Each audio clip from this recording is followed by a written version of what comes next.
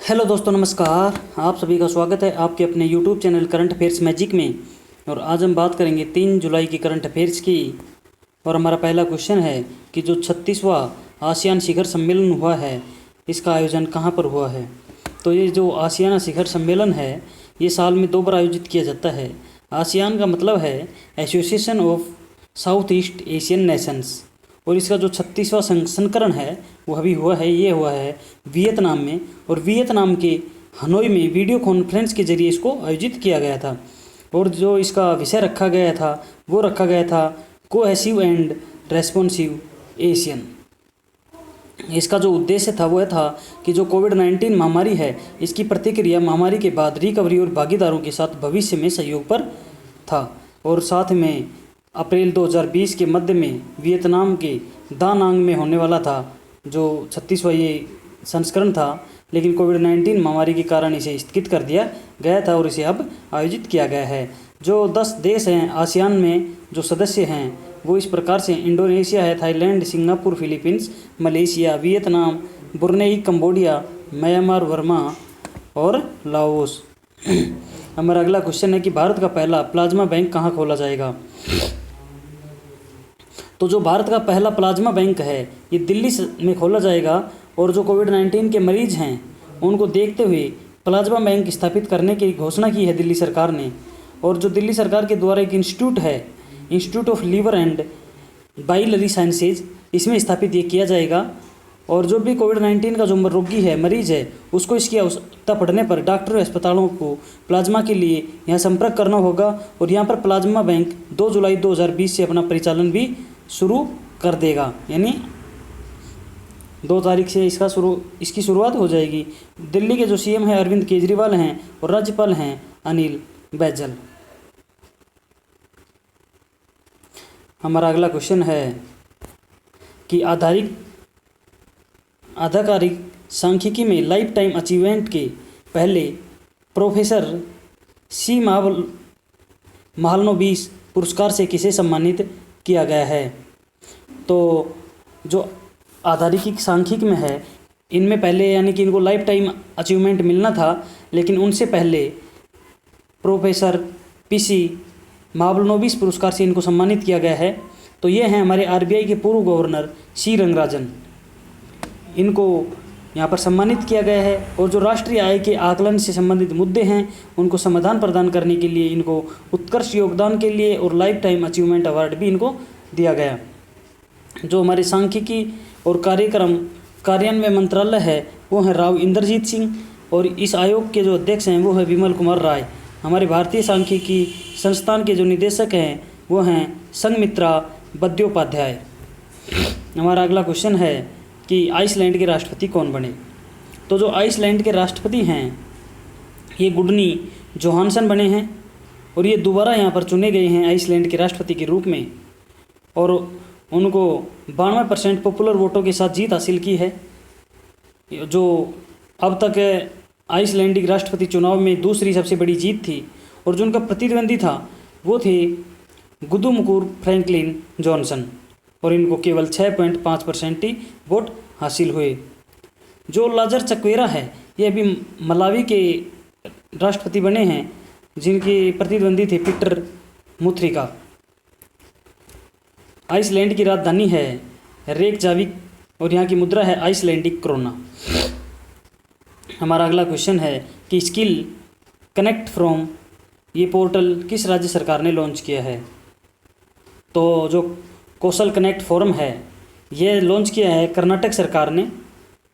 और यह पोर्टल नौकरी की तलाश करने वाले जो लोग हैं उनको एक मंच पर नियुक्त करती है, उनको एक साथ जोड़ती का प्रयास करती है, उनको जोड़ने का।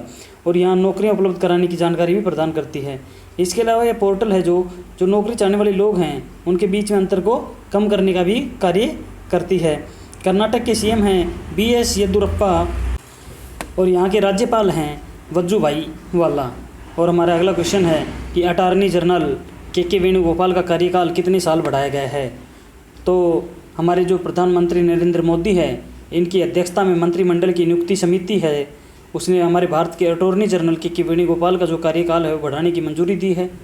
और उनका जो कार्यकाल है ये 1 वर्ष की 1 जुलाई 2020 से 1 वर्ष की अवधि के लिए बढ़ा दिया गया है।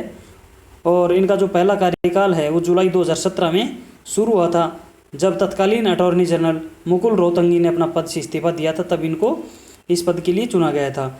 और इसके साथ ही एसीसी ने जो सॉलिसिटर जनरल तुषार मेहता है, इनकी नियुक्ति पुनः 3 साल के लिए करने की मंजूरी दे दी है। साथ ही में एसीसी ने चेतन शर्मा को दिल्ली उच्च न्यायालय में अपर सॉलिसिटर जनरल के रूप में भी नियुक्ति की मंजूरी दी है। और साथ ही में सुप्रीम कोर्ट में 3 साल के अगले कार्यकाल के लिए मौजूदा 5 अपर सॉलिसिटर जनरल की नियुक्ति को भी यहाँ पर मंजूरी दी गई है। हमारा अगला क्वेश्चन है कि केंद्र सरकार, विश्व बैंक और किसने मिलकर आवास परियोजना के लिए समझौता किया है। यानी केंद्र सरकार ने, विश्व बैंक ने और तमिलनाडु सरकार ने, इन तीनों ने मिलकर यहाँ पर आवास परियोजनाओं के लिए यहाँ पर समझौता किया है। और यहाँ ऋण जो विश्व बैंक है उसके द्वारा $250 मिलियन मूल्य की 2 परियोजनाओं के लिए यहाँ पर समझौते हुए हैं। और इन परियोजनाओं को तमिलनाडु राज्य में कम आय वाले जो समूह हैं उनकी मदद के लिए निष्पादित किया जाएगा, ताकि यहाँ पर किफ़ायती आवास प्राप्त हो सकें। और ये जो 2 परियोजना हैं, इसमें $200 मिलियन का प्रथम तमिलनाडु आवास क्षेत्र सुदृष्टिकरण कार्यक्रम और $50 मिलियन की तमिलनाडु आवास एवं पर्यावास विकास योजना को यहाँ पर शामिल किया जाएगा। ये जो परियोजना है ये तमिलनाडु की आवास क्षेत्र की नीति, संस्थाएं और विनियमों को मजबूत बनाएगी। और international bank for reconstruction and development यानी IBRD की ओर से उपलब्ध $200 मिलियन और $50 मिलियन के ऋण की परिपक्वता अवधि 20 वर्ष है, जिसमें 3.5 वर्ष की मोहलत अवधि भी इसमें शामिल की गई है। तमिलनाडु के CM हैं थिरुवडाप्पी के पलानीस्वामी और राज्यपाल है बनवारीलाल पुरोहित। विश्व बैंक के जो अध्यक्ष हैं वो हैं डेविड मालपास। हमारा अगला क्वेश्चन है कि कंटिन्यूअस गैल्वेजाइड रबड़ उत्पादन सुविधा सेंटर का उद्घाटन कहाँ किया गया। तो ये किया गया है पंजाब में, और पंजाब के मंडी गोविंदगढ़ में इसको किया गया है। और इसका जो शुभारंभ है वह किया गया हमारे केंद्रीय इस्पात और पेट्रोलियम एवं प्रकृति गैस मंत्री धर्मेंद्र प्रधान के द्वारा। और इसमें प्रोडक्शन फैसिलिटी सेंटर का उद्घाटन किया है ये। और ये जो नवगठित सुविधा सेंटर निर्माण उद्योग को गैल्वेनाइज्ड रबड़ की आपूर्ति की बहुप्रतीक्षित आवश्यकता में सहयोग करने के लिए किया गया है। हमारा अगला क्वेश्चन है IIMC के नए महानिदेशक कौन बने हैं या किसे नियुक्त किया गया है। तो ये बने हैं प्रोफेसर संजय द्विवेदी, और इनको IIMC यानी कि Indian institute of mass communication यानी भारतीय जनसंचार संस्थान, इसका महानिदेशक नियुक्त करने की मंजूरी दी है। और ये भोपाल के मक्खनलाल चतुर्वेदी राष्ट्रीय पत्रकारिता एवं संचार विश्वविद्यालय में रजिस्ट्रार के रूप में कार्यरत हैं। हमारा अगला क्वेश्चन है कि IOC को नए अध्यक्ष कौन बने हैं। तो IOC के नए अध्यक्ष बने हैं श्रीकांत माधव वैद, यानी IOC के मतलब इंडियन ऑयल कॉरपोरेशन। और इन्होंने कार्यभार संभाला है नए पदभार अध्यक्ष के रूप में। और इससे पहले अक्टूबर 2019 से OIC बोर्ड के जो निदेशक हैं वे थे ये। और यह स्थान लेंगे संजीव सिंह का, जो 30 जून को सेवानिवृत्त हुए हैं।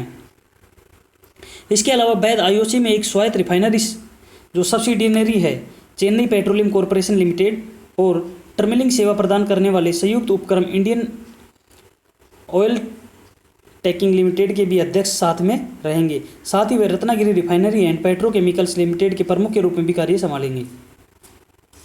साथ में पेट्रोनेट LNG लिमिटेड के बोर्ड के निदेशक के रूप में कार्य करेंगे। और उनका भारत के सबसे बड़े cracker plant Panipat naphtha cracker complex के साथ दशकों पुराना भी संबंध रहा है।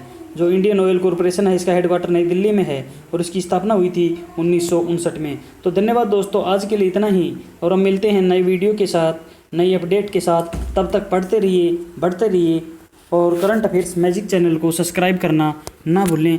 धन्यवाद दोस्तों।